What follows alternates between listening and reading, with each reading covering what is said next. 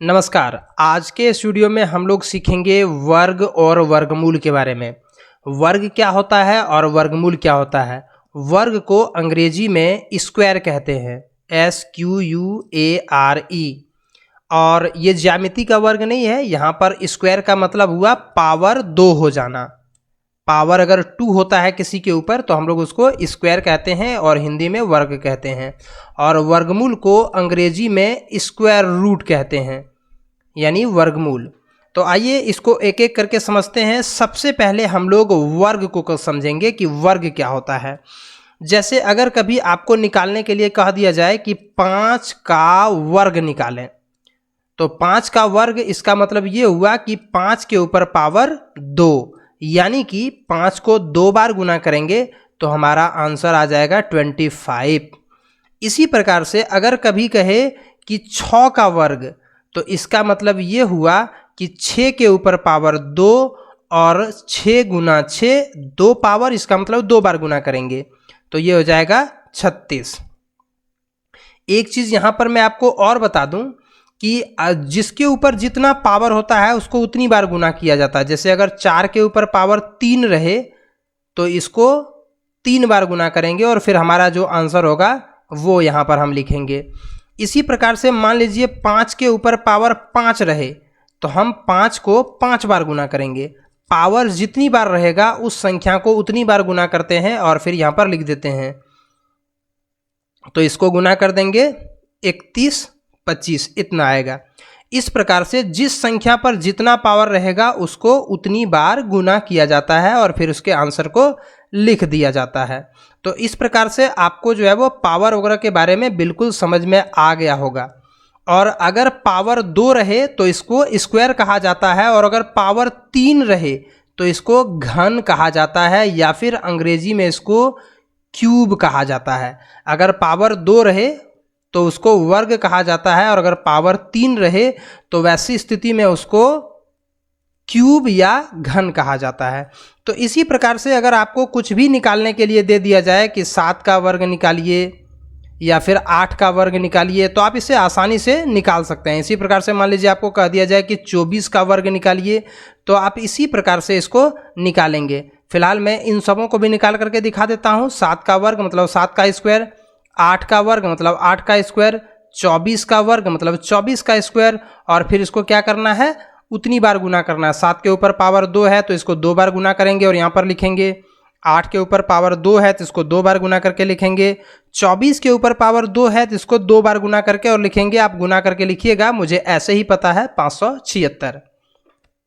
तो ये था वर्ग। अब हम लोग सीखेंगे वर्गमूल को। वर्गमूल जो है वो थोड़ा सा टफ जरूर है और इसके निकालने के 3 तरीके मैं आपको यहाँ पर बताऊंगा। तो आइए यहाँ पर हम लोग सीखते हैं वर्गमूल को। वर्गमूल को निकालने के लिए जो है हम 3 तरीकों को आपको बताएंगे, जिसमें से ये तीनों तरीका जो है वो काफ़ी ज़्यादा कारगर है। सबसे ज़्यादा भाग विधि का प्रयोग किया जाता है, लेकिन हम लोग सबसे पहले यहाँ पर जो सीखेंगे वो है बार बार घटाने की विधि। मतलब वर्गमूल निकालने का 3 तरीका मैं आपको बताने जा रहा हूँ। एक तरीका है जिसको कहा जाता है बार बार घटाने की विधि। दूसरा तरीका जो है उसको कहते हैं अभाज्य गुणनखंडन विधि, अभाज्य गुणनखंडन विधि। और जो तीसरा तरीका मैं आपको बताने जा रहा हूँ वो है भाग विधि, जिसमें सबसे ज़्यादा इस्तेमाल जो है वो भाग विधि का ही होगा, क्योंकि बहुत सारे वर्गमूल जो दशमलव वगैरह में आएंगे उसको इन दोनों विधियों से नहीं निकाला जा सकेगा, केवल इस विधि से निकाला जा सकेगा। इसीलिए हम जानकारी के लिए तो इसको भी बता रहे हैं और इसको भी बता रहे हैं, बट आपको मुख्य रूप से फोकस जो है वो तीसरे वाले पर करना है, यानी भाग विधि पर करना है। तो एक एक करके हम तीनों के बारे में सीखते हैं। तो सबसे पहले जो है हम यहाँ पर बार बार घटाने की विधि जो है उस तरीके का इस्तेमाल करते हैं। बार बार घटाने की विधि, बार बार घटाने की विधि के द्वारा जो वर्गमूल हम लोग निकालते हैं तो इसमें क्या करते हैं कि विषम संख्याओं को घटाते हैं। जितनी भी विषम संख्या है शुरू से उसको हम लोग घटाते हैं। इसमें विषम संख्याओं को घटाया जाता है। तो विषम संख्या कौन कौन सा हो गया, 1, 3, 5, 7, 9, 11, 13, 15, 17, 19, 21, 23 डॉट डॉट डॉट ऐसे चलते रहेगा। मतलब आपको क्या करना है, पहले 1 घटाना है, फिर 3 घटाना है, फिर 5 घटाना है, फिर 7 घटाना है, फिर 9 घटाना है। विषम संख्याओं को घटाना है। विषम संख्या किसको कहते हैं? जिसका जोड़ा ना लगे, यानी जो 2 से पूरा पूरी भाग ना लगे। तो अब मैं वर्गमूल निकाल करके दिखाता हूँ एक, तब जाकर के आपको जो है वो समझ में आएगा। जैसे मान लीजिए हमारे पास एक संख्या है 81, इसका वर्गमूल निकालना है। तो इसको हम क्या करेंगे, 81 में 1 को घटाएंगे, लिखेंगे 81 माइनस 1 बराबर 80। मैंने आपको बताया हुआ था कि पहले 1 घटाना है, उसके बाद अगली बार क्या घटाना है, 3 को। तो अब की बार मेरे पास कितना बचा, 80। 80 में इस बार हम 3 को घटाएंगे तो बचेगा 77।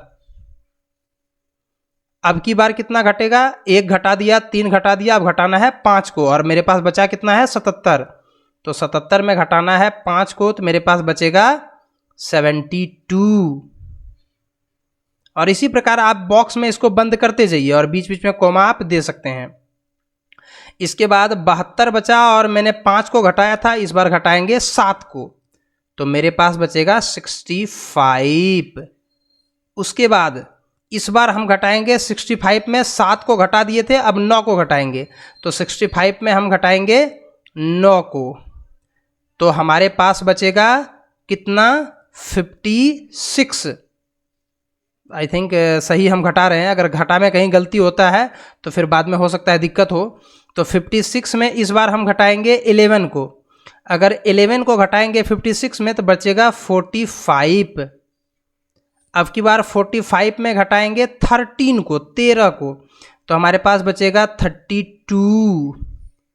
इस बार 32 में घटाएंगे 15 को, तो बचेगा 17। और इस बार घटाएंगे हम 17 में 17 को, चूँकि हमारे पास 17 बचा था और हम यहाँ से अब 17 को घटाएंगे तो हमारे पास आ गया 0।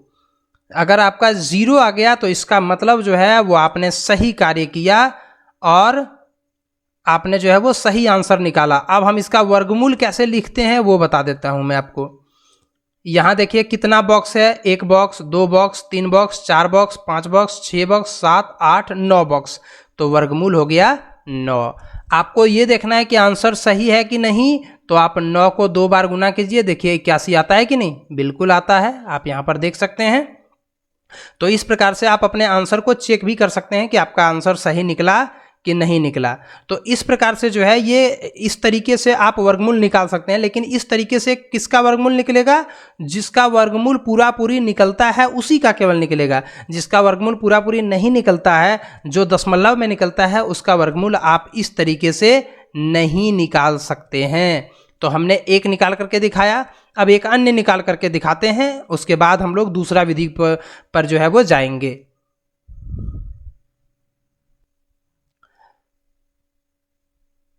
तो दूसरा विधि जो है हम लोगों का वो है, सॉरी दूसरा विधि नहीं, दूसरा एक क्वेश्चन बनाते हैं हम लोग। एक क्वेश्चन लेते हैं 256, 256। ये थोड़ा सा लंबा बनेगा, तो हम क्या करेंगे, 256 में पहले 1 घटाएंगे तो 255 बच जाएगा मेरे पास। फिर 255 में हम 3 घटाएंगे तो 252 बचेगा मेरे पास। सारी विषम संख्याओं को आप सीरियली घटाते जाएं। अब की बार 252 में हम 5 को घटाएंगे तो वैसी स्थिति में हमारे पास बचेगा 245। अब की बार 245 में हम 7 को अगर घटा देंगे तो वैसी स्थिति में बच जाएगा 200, सॉरी मैंने यहाँ पर एक गलती किया हुआ है, आप इसलिए ये हो सकता है दिक्कत करे। 252 में अगर 5 घटेगा तो वैसी स्थिति में हमारे पास बचेगा 247, 247। यहाँ पर गलती था जिसका खामियाजा आगे भुगतना पड़ता है, ये निकलता ही नहीं। 247 में 7 घटाएंगे तो बचेगा 240। आप इसे घटाते वक्त तो थोड़ा सावधानी बरतें, क्योंकि अगर थोड़ा सा भी गलती होता है तो वैसी स्थिति में जो है वो आपको ये नुकसान कर देगा। तो इसीलिए आप घटाते वक्त थोड़ा सा सावधानी जरूर रखें। तो 231 में 11 घटेगा तो वैसी स्थिति में हमारे पास बच जाएगा यहाँ पे 220। फिर 220 में हम घटाएंगे इस बार 13 को, सीरियली सारा जितना भी नंबर है उन सबों को आप घटाते जाएं जितना बचेगा। तो यहाँ पर हो जाएगा 207।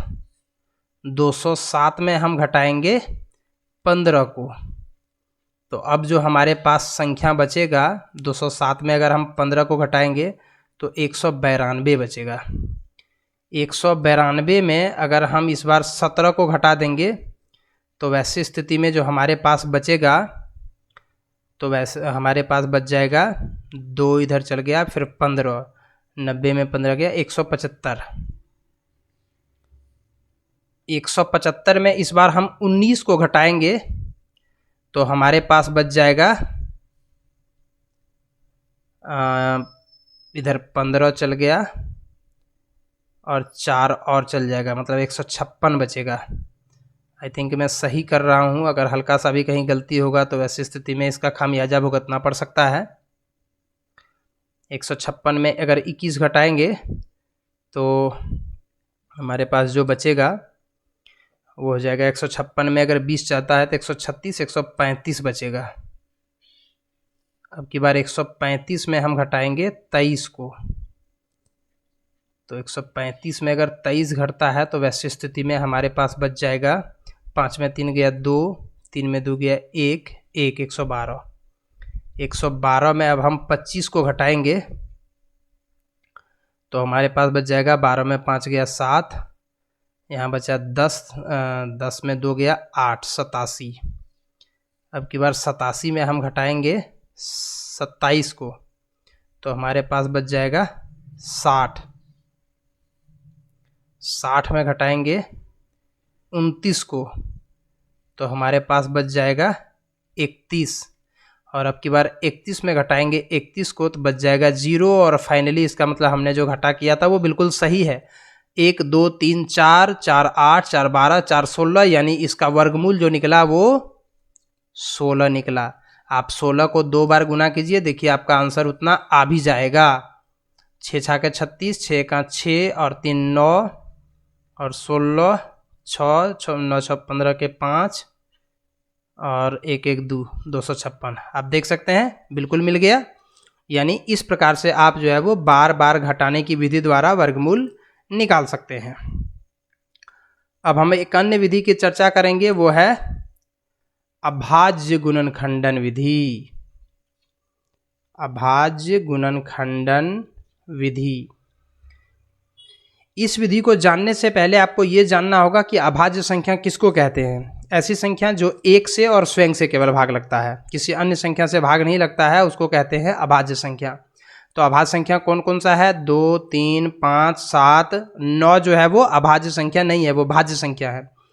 11 13 17 15 जो है वो भाज्य है। 19 23 29 31 37 ये सब जो है ये सब अभाज्य संख्याएं हैं। इन्हीं संख्याओं से हम भाग दे करके और जो है अभाज्य गुणनखंडन विधि से हम लोग वर्गमूल निकालेंगे। जैसे अभी तुरंत मैंने जिस चीज़ को निकाला 81 का और फिर 256 का, हमने इन्हीं दोनों का निकाला। इन्हीं दोनों को अभी इस तरीके से हम वर्गमूल निकालते हैं।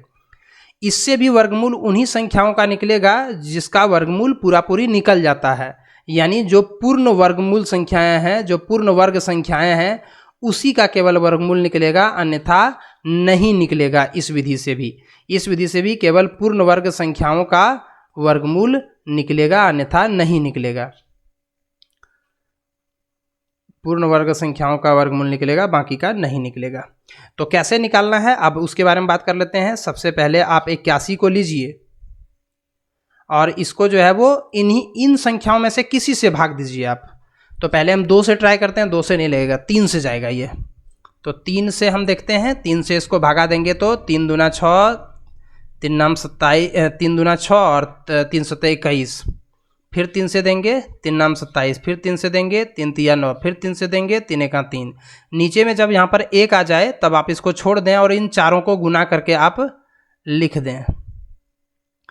मतलब हम इस 81 को लिख देंगे 3 गुना 3 गुना 3 गुना 3। और वर्गमूल का जो चिन्ह होता है वो इसको कहते हैं वर्गमूल का चिन्ह। मतलब वर्गमूल जो है, जिसको स्क्वायर रूट कहा जाता है, ये इसका चिन्ह ये वाला है, ठीक है। तो इसके ऊपर अंडर रूट रखे, इसके ऊपर भी अंडर रूट रखते हैं। और इसका नियम है कि अगर अंडर रूट रहे तो इसमें से दो संख्याओं, एक जोड़ा में से एक बाहर निकलेगा, मतलब 2 गो 3 में से 1 गो 3 बाहर निकलेगा, यहाँ से भी 2 गो 3 में 1 गो बाहर निकलेगा और हमारे पास जो आंसर हो जाएगा वो 9 होगा। उस विधि से भी ज्ञात किए थे, उसमें भी 9 आया था। इसके बारे में थोड़ा सा देख लेते हैं। 256 को हम लेंगे, को देखने में दिक्कत होगा इसलिए हम इसका कलर थोड़ा चेंज कर देते हैं। तो 256 का हम देखते हैं, 256 ये हो गया। इसको हम इन संख्याओं में से किसी संख्या से भाग दे सकते हैं, 2 3 5 7, जिससे आप भाग दे सकते हैं। तो हम देखते हैं 2 से आराम से जा रहा, तो 2 से देते हैं 128, फिर हम इसको फिर से 2 से देते हैं।